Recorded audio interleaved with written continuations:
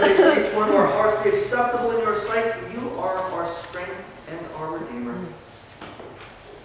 Amen.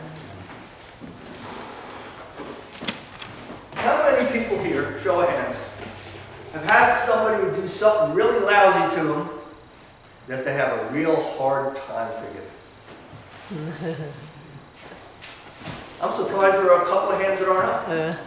Because that's what people do, right? People are selfish and people are self-centered and they do things to enrich themselves or to empower themselves. And if it is at the cost of somebody else, well, too bad, collateral damage, right? That's what people do. And when you get somebody miserable like that, you look at them and you say, there's no way this person can be forgiven. Now look at our presidential election. People on both sides are demonizing the person on the other side. You can pick out things that are negative for both of them, but you can also pick out things that are positive for both of them. But people, I mean, especially if you go to Facebook, and you look at when somebody posts something political, which is pretty much every 15 seconds, the responding comments are just absolutely vicious. You know, people on the Democratic side are going to say that Trump is the Antichrist. You know, people on the Republican side are going to say Hillary's the Antichrist. There's one Antichrist, they both can't be the Antichrist. Having people who are just reprehensible, I'm not saying the two of them are, that's how a lot of people feel about it. Having people who are absolutely reprehensible in your life is a rough thing. Because, you know, you try to get away from thinking about it, something happens, reminds you, and you feel the build up inside, right? The tension and the angst and the aggravation and all those kind of things. When people talk about, you know, who are the worst people, American Heroes Channel, I think it is, 168 or whatever it is running a thing now. I can't remember the name of the title, but it's about like the worst people in history. You know, one time they'll do Hitler. Next time they'll do Stalin. Next time they'll do Mao Zedong. The next time they'll do, what's his name from the... Gaddafi was on it, you're right. All these really miserable people. And they talk about the thing these people did. You know, Hitler gets the big publicity about a number of people he killed. A lot of people say Stalin was even worse than Hitler in the number of people that he killed. He was one of these guys that did the purges of anybody educated and stuff like that. That happened in China and the Mao as well. And you had all these things. And the question becomes when we talk about God's forgiveness, you know, can a Stalin or a Hitler or a Mao be forgiven?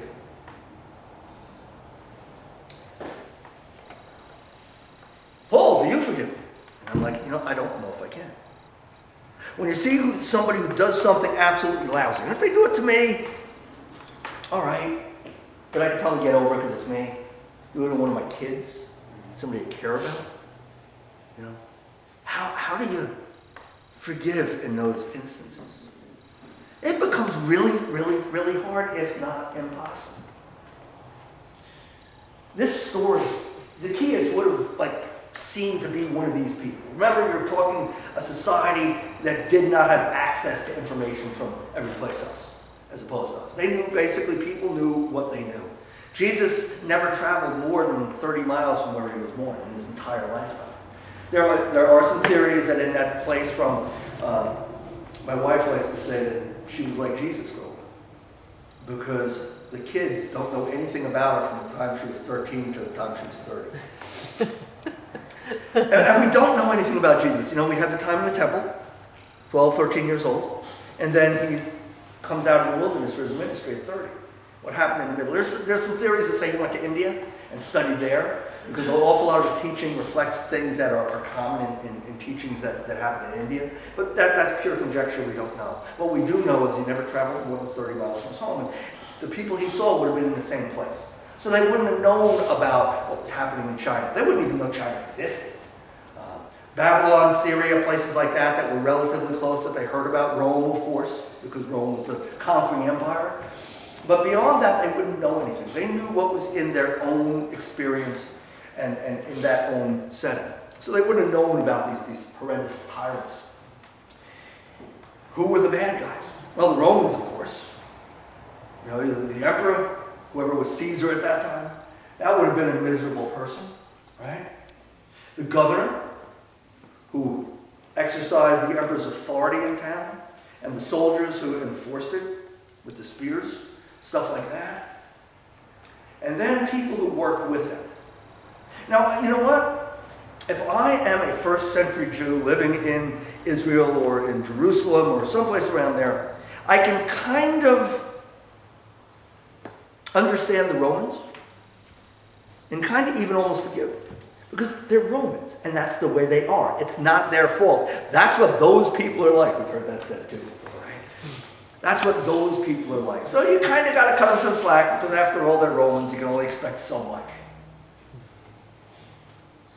But the collaborators, the tax collectors, especially the chief tax collectors, and the way the tax system worked, Romans in a given area would appoint a chief tax collector and tell that tax collector, you are to collect X amount of dollars in tax and forward it to us. The chief tax collector would then hire lesser tax collectors to handle different cities or different areas. And he would tell them they have to collect this money. And the practice was that Rome told the chief tax collector, nobody else knew. So he could charge whatever he wanted. When he broke it up among these other tax collectors, he would tell them some number that was way above what he actually needed to send to Rome, and then they would do the same thing. So the biggest villain was the chief tax collector, because he started the whole thing. Zacchaeus was a chief tax collector. They were kind of like the biggest villains in the world. They were like the worst out of everybody. Because they collaborated with not only did they collaborate with the Romans, that we hate their guts, but we kind of get them. But once he got this job, he got a bigger house. And he got a chariot with gold trim on it. AM, FM stereo, CD, satellite radio. No, wait, they didn't have that. Got all of the bells and whistles that you could get on something. Fancy clothes. Started eating really, really good food, going to the Four Seasons restaurant, hotel, you know. Yes, he gets a salary for being a tax collector, but he's got to be ripping us off. And there's no way you could tell. There's no way you could tell. So these guys were hated. Absolutely hated. So here's Jesus. Well, he's going to Jericho, the city of Jericho. Yes, when the walls came tumbling down and marched around it 7 times in the Old Testament. That same Jericho. And he's walking through it, and he's going down with his disciples, and people are coming to see him. They've heard about him. This is the guy that touches people and heals them. This is the guy that feeds thousands of people with a couple of sardines and some crackers. You know, this guy is just amazing, and if you ever hear him talk, when he teaches, it's just like amazing. And so people want to see this guy, and they're all coming out and standing on the sidewalks and looking, and they're like, Jesus, hey, Jesus, say hi to me over here, you know. And Zacchaeus is there, and he wants to see him too, because he heard about him. Now, crowd 2 or 3 deep, hated tax collector, you're going to let him through to the front so he can see, right? Yeah, no, not even close. And so he runs up ahead, finds a tree, climbs up in a tree so he can see, because he wants to see him, because he heard him. And then Jesus does not only the unexpected, but something that was just totally bizarre, that nobody would even be able to imagine. He stops and he looks up at this hated, miserable thief and says, come down, I'm going to go to your house today. House of a sinner? You go into that house, you're tainted. Eating with somebody. Eating with people was a hospitality, a friendship, a community thing. It wasn't just sustenance. It had huge social implications to it. And to go and eat at this guy's house. People are like, huh? How can he be doing it? It just doesn't add up. How can, so truly I tell you, today salvation has come to this house, for this guy too is a son of David.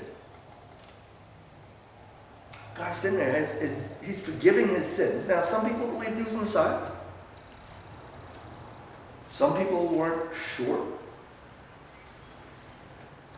Does he actually have power to forgive sins? Because that's reserved to God. There's that whole kind of debate that have been going on in the crowd. But a big piece of it, especially among those who thought that maybe he did have the power to forgive sins. How could this guy be forgiven? We talk about God's forgiveness and God's love being unlimited. No matter how bad you are.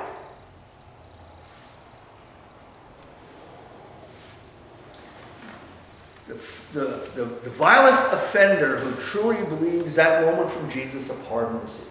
Well, this guy was pretty vile.